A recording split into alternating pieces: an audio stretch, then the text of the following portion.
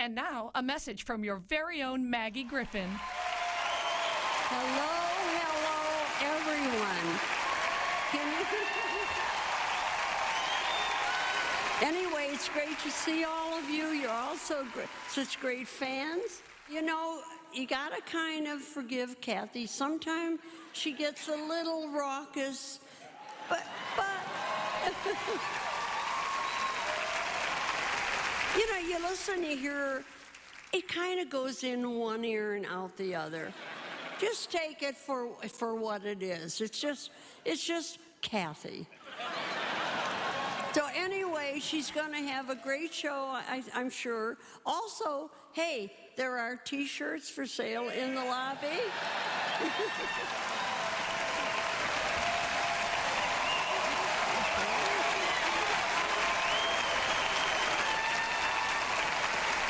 So goodbye and good luck and have fun. Okay. Ladies and gentlemen, here she is, the hilarious Kathy Griffin.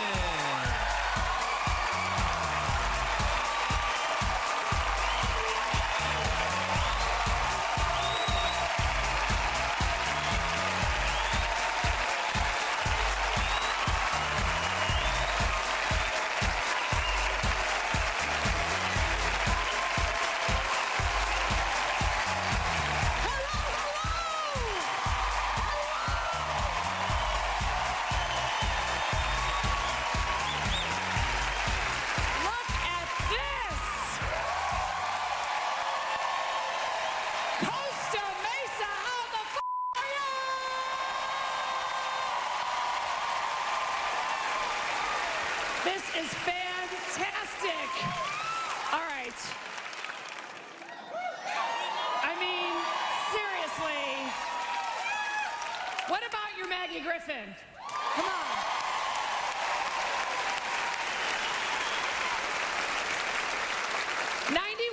Years old. I you not, 91 years old. I work out, I eat well, I'm on those Suzanne Summers hormone creams.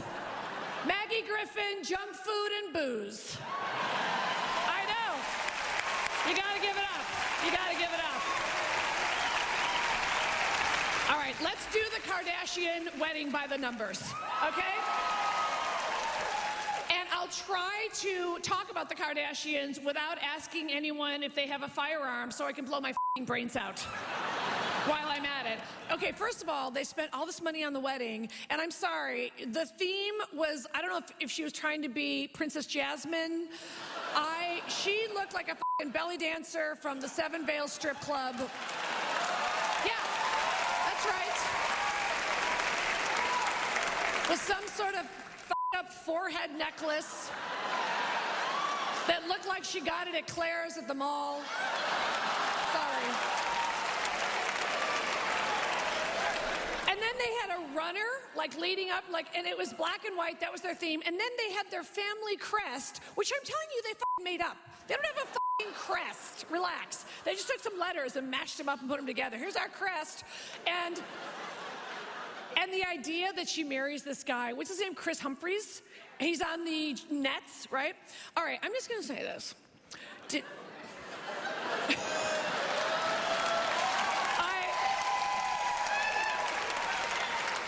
I love when you guys get visibly nervous, because you should be.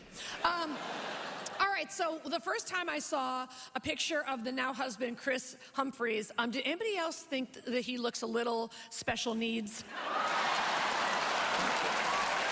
Special needs. Special needs. That's all I'm gonna say.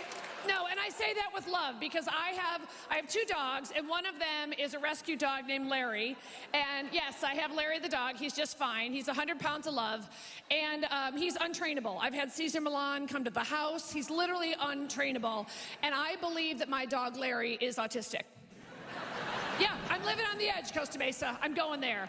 I know that's a sensitive subject, but I believe that I have an autistic dog. I get emotional when I talk about the autistic canine community. Anyway, so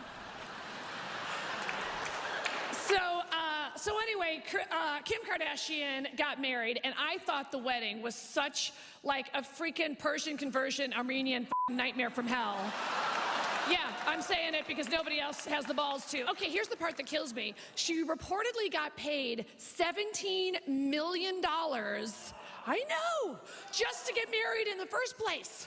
So that doesn't even count all of, like, the product placement, that who knows, and you know the gift bag was all like product placement. So the gift bag was her perfume and like, I don't know, what, like all the stuff with their names on it and their branding and shit. So that was a real treat for the guests, I'm sure.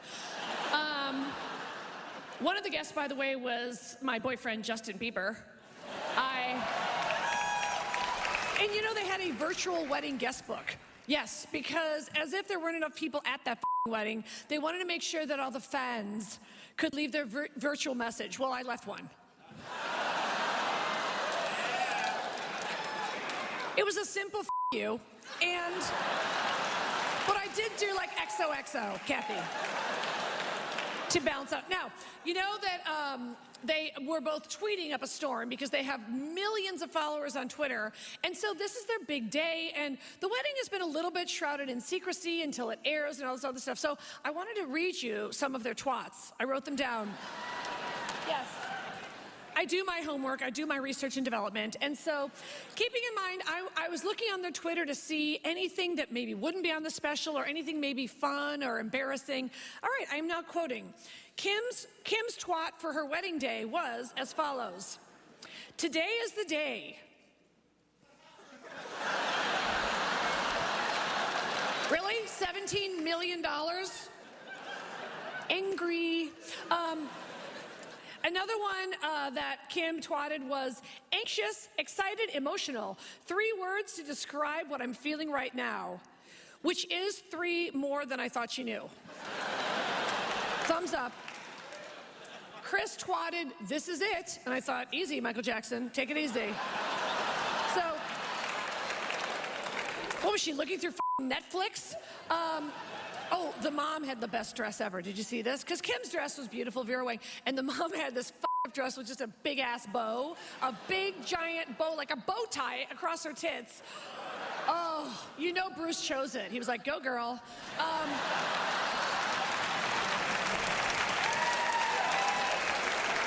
By the way, maybe I'm dating myself here, but does anybody remember when Bruce Jenner was Bruce Jenner? Come on. Bruce Jenner was Bruce Jenner. Olympic champion, American hero. Now the guy's had more face work than I have. You know, he's got like the drag queen eyebrows. He wears foundation and blush and lipstick. I don't know this for a fact, like most of the things I'm gonna say, but I have a theory that you know that when they finish taping that show for the day and the crew leaves and they close the door, you know he puts on Kim's clothes and her wigs and goes, I'm Kim! I'm Kim! Bruce Jenner, always a bridesmaid, never the bride.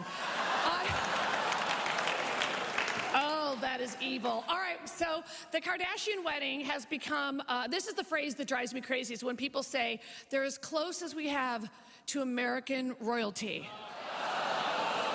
Thank you, appropriate. Thank you, appropriate reaction. Because I would say that they're as close as what we have to a family of dirty whores. Yeah, that's right. Yep.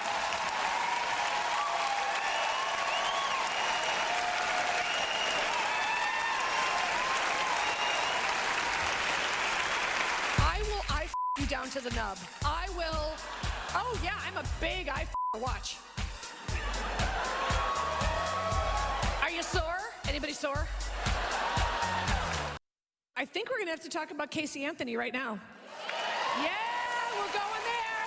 We are going there. You can handle it, Costa Mesa. All right, so first of all, I'm just gonna say, and you know, it's TV, so I don't know what I can say legally. She killed that kid. Let me just say, she killed that kid.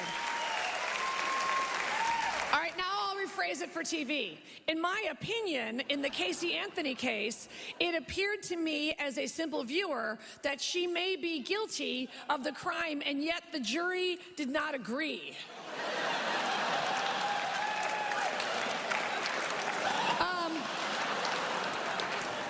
But But let me tell you what I think is the real story when it comes to Casey Anthony, and that's a lady named Nancy Grace.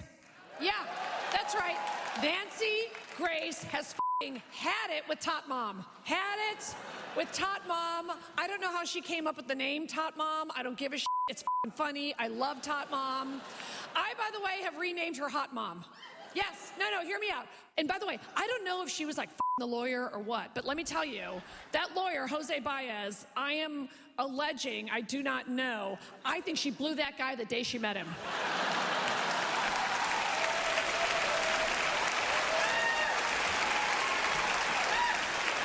That's the Hot Mom. Like their first meeting, she was like, my kid's missing. Are these knee pads okay? Come on. I'm just saying, Hot Mom has an agenda. Now, did anybody happen to see when Hot Mom did her perp walk in the pink t-shirt? Did you catch this?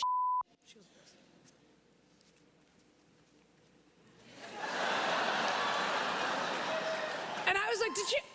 I'm by myself like this. Did she just I the guard? Holy shit, Hot Mom.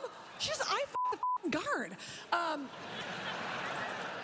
Now, that was, I think, the final straw because Nancy Grace cannot stop her head from exploding. And that's what I'm loving about watching my Nancy during this case, because Nancy Grace, you know, and I don't know if you know this because she never mentions it, she's a former prosecutor. Yeah, it never comes up on her show.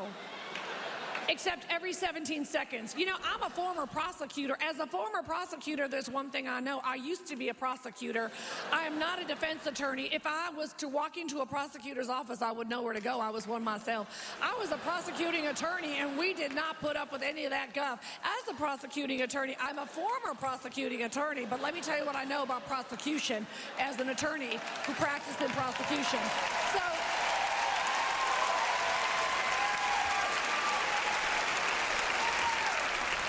she also was obviously very upset with the verdict because I watched that day, and I cannot believe this. In all my years as a prosecuting attorney, which is what I did for a living, I have never seen a celebration party like this after so-called Top Mom Casey Anthony somehow got acquitted. I do not understand that one. And then, just a block away, I look, and they're having some kind of a champagne jamboree. Let's sit with that one for a second. I love the Nancy Grace Southern colloquialisms, champagne jamboree. I don't know exactly what that is, but my poker chips are f***ing all in. I love it. Champagne jamboree. And I don't even know what that means. I don't know if Nancy is dressed like Minnie Pearl from Hee Haw with a little price tag hanging off her hat. Champagne jamboree, I don't know if there are funnel cakes or a mule team or a petting zoo. I don't know what that is, but I'm going. And if Nancy has just about had it, then she has to call in for help her other correspondent, and I also am obsessed with her, Jane Velez Mitchell. Yes, Jane Velez Mitchell is also on HLN, and she's rocking the mullet, rocking the mullet. Nancy, I agree. You know, this is ridiculous. This verdict is shocking to me as well. And I thought I'd seen everything in this business, Nancy. And I understand you were a former prosecutor. And I myself. And Jane is great because she's always trying to sell her book about addiction and recovery. So in the middle of anything, she'll say, you know, I do not want to take part of that champagne jamboree because if I have champagne, it will trigger me as a 12-step member. And I've got a story to tell about addiction and recovery. Anyway, back to you, Nancy. That is a f***ing double team dream come true.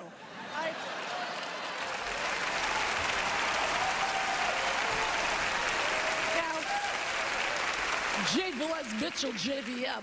All right, now, I will admit, though, that even though I saw, you know, one of the most hated people on the planet doing it, I am an admitted Yeah, I will you down to the nub. I will, oh yeah, I'm a big watch.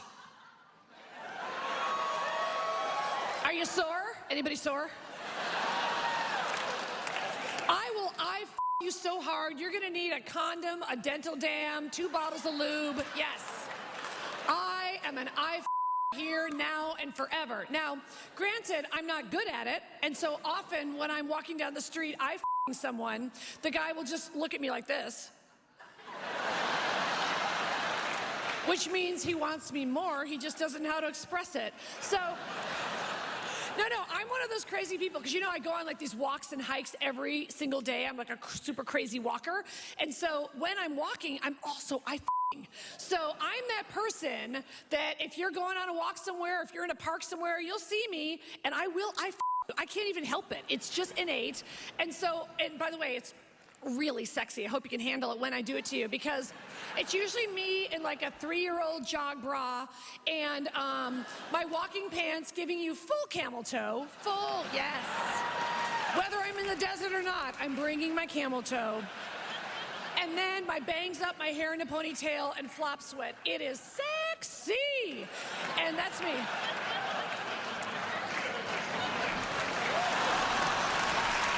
All right, so you've waited long enough. We have to talk about Marcus Bachmann right now. Right now.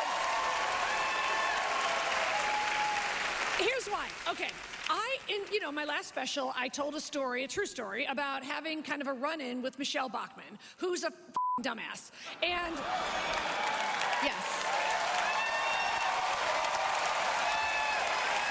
All right, so, I as a citizen, I don't think she's so great, but as a comedian, she is heaven.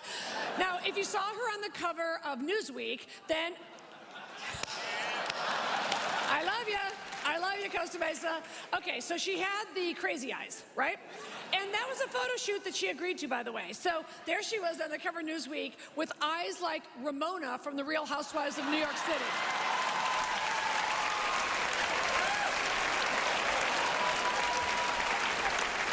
So to any Republicans that are here tonight, just remember when you go into the voting booth, you may be voting for President Ramona. All right, so she's obviously made some very stupid and outrageous statements, but just when I thought we were done with her, and yes, this is a pun, the husband's coming up the rear. All right, if you are not aware of Marcus Bachmann, please allow me. Now, he is Michelle Bachmann's husband. He could be the first dude, and he is a psychiatrist or psychologist or some kind of fake doctor, I don't know, but you should know that he has... in Minnesota, I'm going to try not to laugh, he actually has a reparative clinic where he tries to de-gay people. Yes, which, by the way, always works. Yeah, you know what? I had a reparative clinic also. It was called high school, okay? It did work then. It's not going to work now.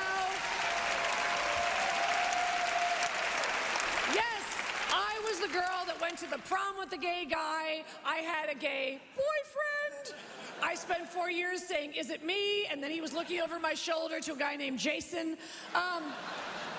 But anyway, oh wait, I have to share something with you. Okay, Marcus Bachmann, once again, I've done my homework. So we can make fun of Marcus Bachmann, and yet at the same time, I'd like to read you a direct quote for how Marcus Bachmann, not the most forward-thinking person, what he has to say about the gay community. Okay. We have to understand barbarians need to be educated.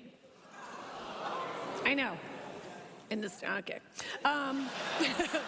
Sometimes you don't actually have to write the joke, you just kind of let it. All right, so then he says about probably gay guys in general, but let's say LGBT community. Then he says they need to be disciplined.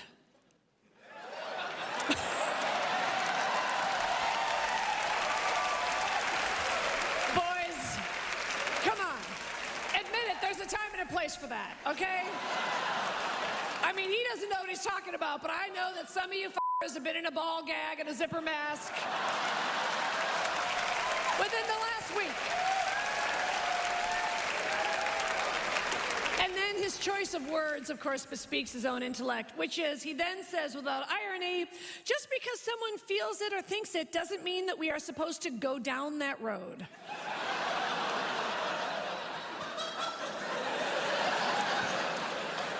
He said, go down. Look, I don't know this guy. I've never met him, but he sucks.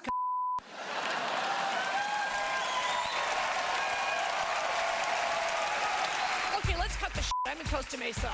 All you chicks look alike. Cut the shit. They all got the blonde hair. They all have the same exact tits. If I went around this room with a hat pin, it would sound like a kid's party. Wait a minute. Can we talk about Real Housewives of New Jersey for 1 second? I enjoy your enthusiasm. All right, so this season on Housewives of Jersey, Teresa seems to be having some financial problems to the tune of about, I don't know, I think it's $11 million. You know how sometimes you kind of get behind in your bills and you go to the mall and you buy that one shirt too many and then you're $11 million in debt? It's very relatable. And I find that the way to deal with being in $11 million of debt is to wear more makeup. That seems to be her plan.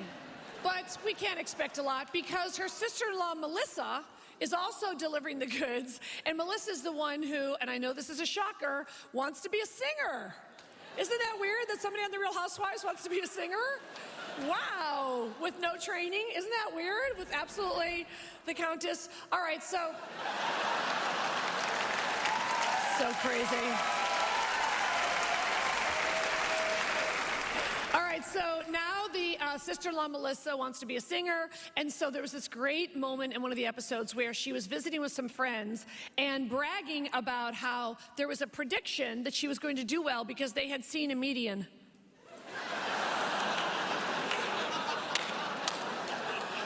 Not something that would divide a road, but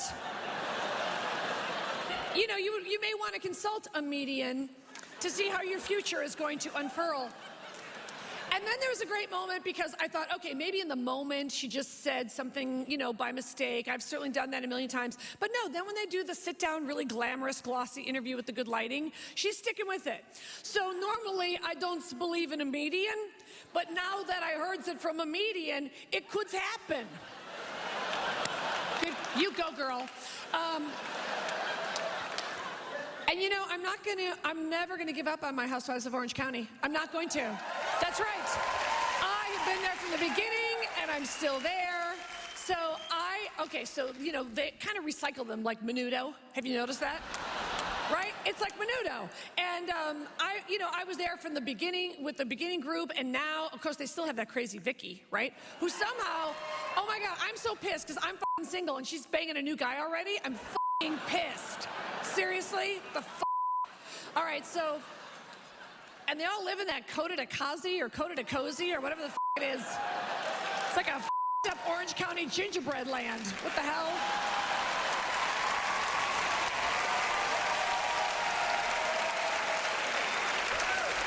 They all look alike. I can't tell the girls alike. I can't tell the homes alike. Okay, let's cut the I'm in Costa Mesa. All you chicks look alike. Cut the They all got the blonde hair. They all have the same exact tits. If I went around this room with a hat pin, it would sound like a kid's party.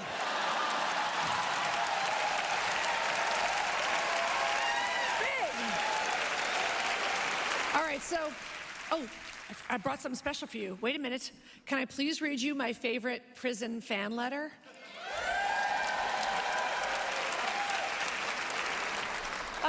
Okay, so to be honest, and just to tell you a little about who I am kind of like America's sweetheart. A lot of men find me bewitching, and they fall in love with me, and I can't help it. I'm only human. So I'd like to share with you someone expressing their love to me. And yes, he's incarcerated for now. People change, especially guys. Anyway, his name is Whisper. So he writes, hello, Miss Griffith. Really? Even in prison, I'm on the f***ing D-list. Hello, Miss Griffith. Oh, by the way, and I'll go back to the letter in a second. Okay, so you know I've performed in a maximum security prison. Did you see that on my Life on the D-list? Okay. So what happened was I decided to challenge myself as a stand-up comedian. I don't know what the was the matter with me. It was so scary. Oh, and by the way, when they gave me the briefing for what happens if goes down, and yeah, I'm talking all street now, like Huggy Bear from an old rerun of Starsky and Hutch. Oh, you're a jive turkey. Anyway, so I I met with the warden and I said, well, you know, obviously I'd be curious to know, how do you guys handle it? What is the protocol if anything happens? I'm not suggesting that any kind of a riot would happen, but I'm sure you've had incidents, and what is the protocol? And I swear to God, the warden said, run. Excuse me, it sounded like you said run. He goes, yeah, run. I go, where? And he goes, anywhere. So we then were filming on Death Row, or as they call it, The Row, because I'm totally in with that posse. I don't know if you've met Wispa, but he loves Miss Griffith. So we were walking through Death Row, and then there was a woman in her cell, and she yelled out, I'm gonna kill you. Which can be unsettling, only because I know she's actually done it before. So I just sort of let it pass, thinking, you know, this must be, you know, de rigueur for the prison. And then the warden said, okay, that is not acceptable. And I said, oh, no, that's fine. Don't worry about it. And he goes, no, you know what, Miss Griffin? I need you to go over there, and I'm going to make her apologize to you. Right? Thank you. I know. And I was like this, no, I'm good. I mean, whatever she says, she didn't mean it. She's probably tired. She didn't mean it. I'm good. So I swear to God, they walked me over to the cell, and he has a conversation with her, and then through the little bars, she goes like this, I'm sorry, I ain't gonna kill you.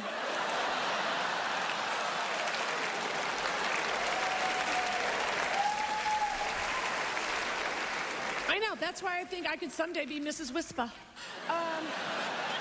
All right, a little more about my new relationship. He also says, he just right out the gate says, I am Wispa, one of your biggest, blackest convict fans. I am currently incarcerated for armed robbery, and I have been in here for 5 years.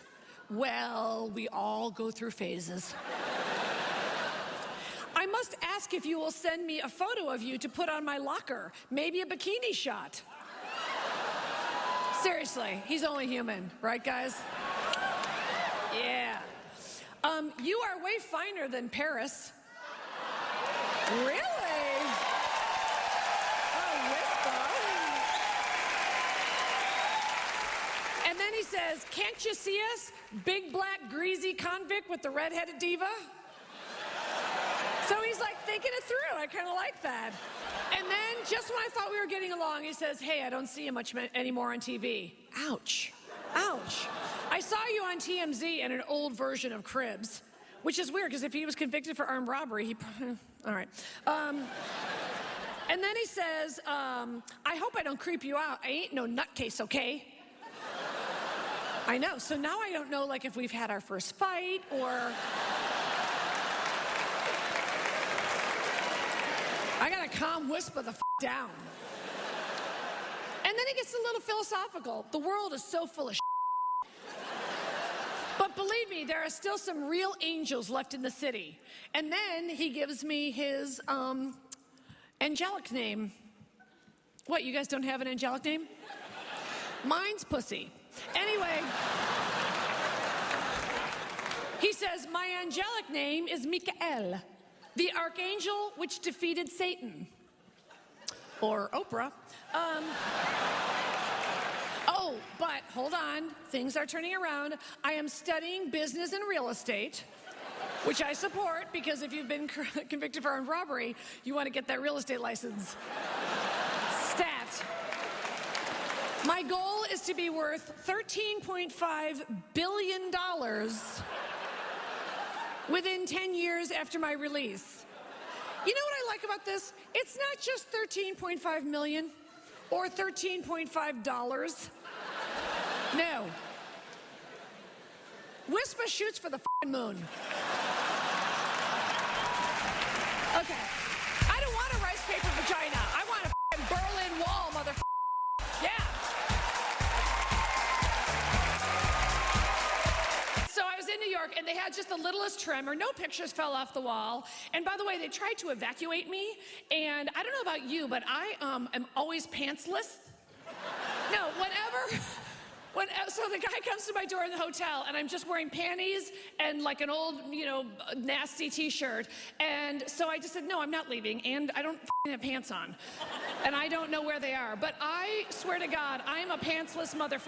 If you are coming to my house, the minute someone rings the bell is when I'm taking a pee. If there's a delivery, it's a no pants situation. So I was not going to flood through the streets without pants. So I was like, please, I live in California. I think we're gonna be okay. I want to dazzle you with a dinner that I had, and I hope you're impressed by this. So I decided for my 50th birthday, I wanted to do something really, really special. So I asked feminist icon Gloria Steinem to dinner. Come on, Gloria Steinem, people. Come on.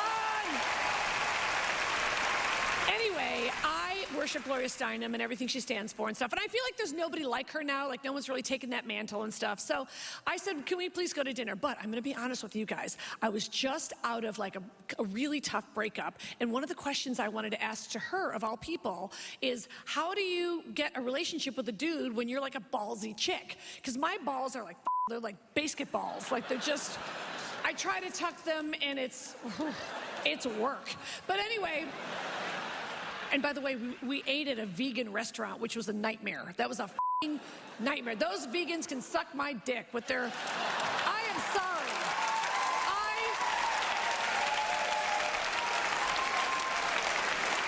I want a good steak and a good sue me. All right, So anyway, during the dinner, she was lovely and she's so intelligent, and we were talking about women's issues and the history of the feminist movement. But I'm going to be honest, the whole time I'm kind of working up to the question, which is, will a man ever love me? Right? I'm not kidding. I know. And so I'm thinking, well, I've got to couch it in something, or maybe I could reference an article in the New Yorker. So finally, like at the end of the meal, I just blurted out and I go, so I just broke up with this guy, and I totally am a feminist, but I still like want to have sex with guys who might like me. What do I do? It was so pathetic. It was so pathetic. And so she's like very calm and cool, and she said, well, have you started menopause yet? And I said, yes, and it's a nightmare. I get flop sweat. It's horrible. And she goes, well, the good news is once you go through menopause, you're not going to care about romance or sex or any of that nonsense. I know. And she goes, and also your vaginal wall will get thinner. In fact, it'll basically turn into rice paper.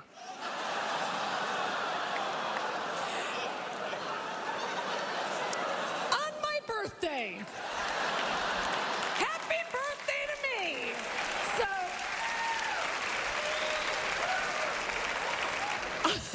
I then became obsessed with my vaginal lining and how to thicken that up, right? So I started going on those Suzanne Summers recommended hormone creams. Holy balls, I was rubbing them all over. I'm rubbing them on my titties, rubbing them up my butt. I was putting them anywhere. Put up here, I was like putting buckets. I was like, more and more. And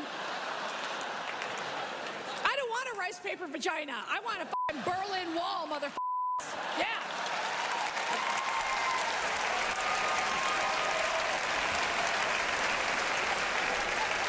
And let me tell you something. It is now like a Goodyear fucking tire, okay? It is like a Goodyear tire. I could put a semi on my back and drive through the city. My vagina could run over a nail and not even feel it. And God love Gloria Steinem. She's certainly a better person than I am, but I still believe in nonsense. And then she was like, and then you can do important things like go to India and make beads. Holy balls. I just want to get a bead up my pussy and say thank you, good night. So.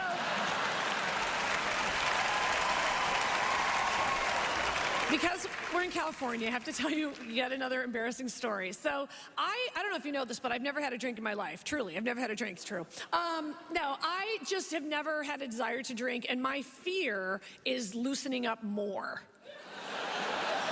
You know, like when guys always want to be the first one to give me a drink, and I'm like, I'm good. Really, my pants are already off. I f you, and then I'll f you with my pussy. Are we good? So. No thanks. So anyway, okay. I don't know why I did this once again. I did this for the first time at 50. I was a stoner for a week. Yes, Kathy Griffin, huge stoner, big stoner.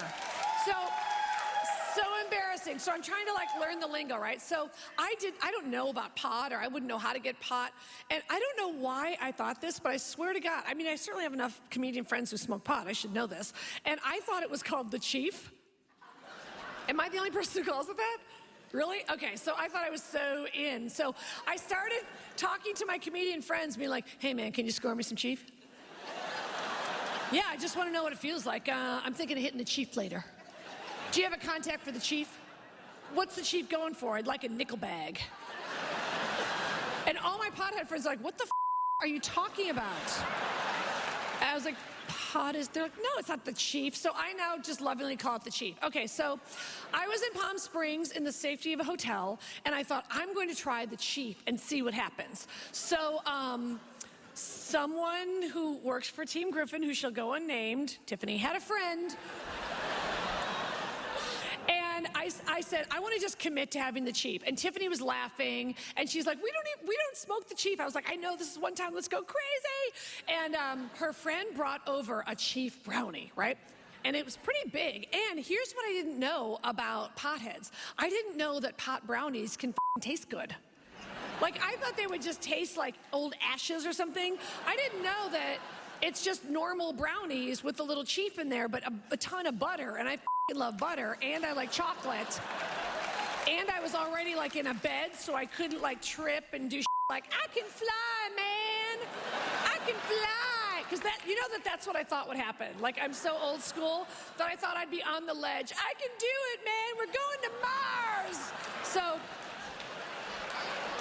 embarrassing. So we have the brownie, and you should have seen us. 3 grown women open this brownie, just laughing and like making fun of ourselves. And then her friend said, okay, since it's your first Chief brownie, you should just have like a 5th of it.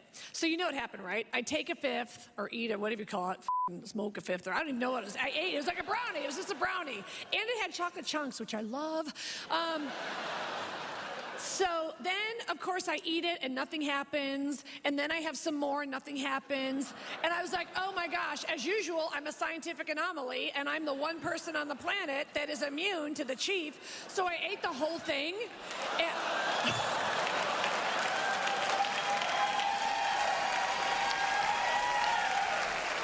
Yeah, I know. It was bad, but also tasted good. Like, after a while, I forgot about the Chief part. I was like, this is a good brownie. So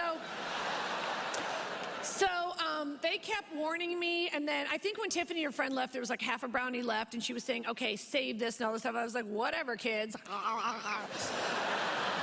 And when it hit me, okay, so all right. So I thought it had no effect on me, so I was like, potheads are so exaggerating. This doesn't even do anything to me. I'm just gonna go to bed. So I sit in my bed in the hotel room, and I'm flipping around the TV, because I watch TV like all night, every night till 5 in the morning.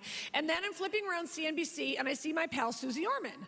And you know, I love Susie Orman. She's great. She gives me the financial advice. And because I know her and was watching her show, I could not tell when she was inside the TV and when she was sitting next to me, which it turns out I found the next day, she was not in the room. I imagined it, courtesy of the Chief. So I'm watching Susie, and then I felt the bed was like a vibration bed. And it was weird because the mattress was moving separately from the frame of the bed. And then I noticed the photos on the wall changed size. Some of them actually grew bigger and then would retract to their original size. And I remember thinking, I should talk to the manager of the hotel. Yeah. Because I should get a discount. This could be disorienting to people, but here's all I know. It's very nice. And then Tiffany called me, because she and her friend went out, and she said, I just want to check in with you. And then I laughed for 7 minutes. And she got a little nervous. And then she said, okay, now we're scared, we're gonna come check on you, which I thought was the funniest thing I'd ever heard in my life. So I was like, whatever. And then I remember thinking, I better put the pictures back to their original size.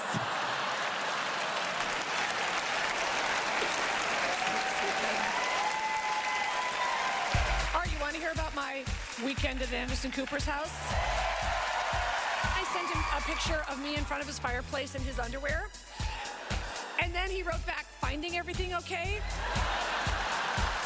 All right, you want to hear about my weekend at Anderson Cooper's house?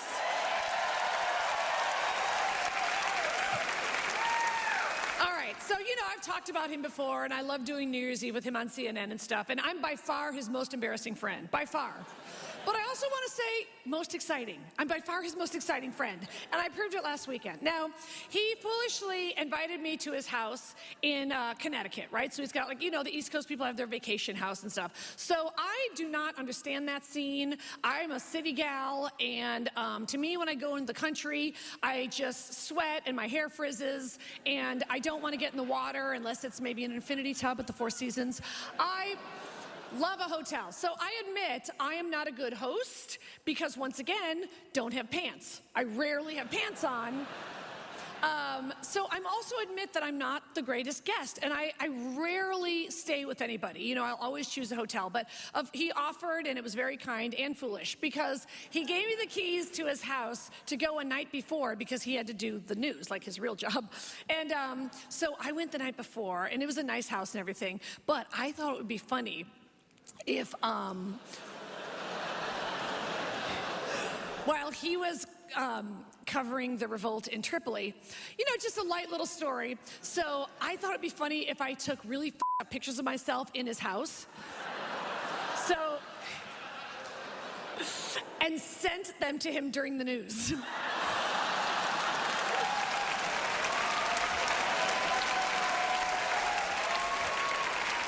Okay, so the first one I sent was, it was just me in my underwear passed out on his floor. Because I wanted him to think that I fell and hurt myself or just took too many drugs and passed out or something. So I sent him that one, and I thought for sure he was gonna write back, like hee or LOL. So there's a picture of me in my underwear, passed out on his floor, and he sends back, how's everything going? So I can tell I'm freaking him out, right? Then, trying to be a good guest, but not being a good guest, I got him this pie. He has a favorite bakery in New York, so I got him his favorite pie. And then I was sitting there in his house, and then it just looked good, so I started eating it. So I took a picture of myself at his dining room table wearing his glasses, just eating his pie. Send. And during the news, no response. So then I took a picture. I put on all of his underwear. So I put on his boxers, and then I wore a bra because I'm a lady, and I have class. And then I had on these big whore heels that I bought for a party. And then I sent him a picture of me in front of his fireplace in his underwear. And then he wrote back, finding everything okay?